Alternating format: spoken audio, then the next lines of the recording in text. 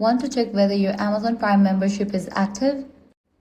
First, launch your preferred browser, navigate to the official website of Amazon, or you can launch Amazon app on your device. Now provide your credentials and make sure you are logged into your account. Now click on this profile icon given at the top right. Different options will appear. Click on the option. Your memberships and subscriptions, click on that.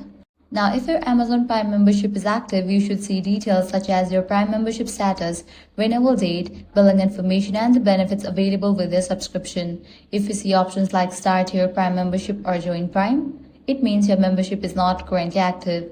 You can also check your membership status by going to Account and List on the Amazon website, then selecting Prime membership. This page will show whether your subscription is active, cancelled, or expired.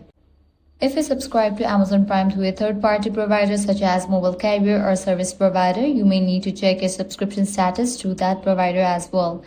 And that's how you can check if your Amazon Prime membership is active or not. If this guide helped you out, do not forget to like, share, and subscribe.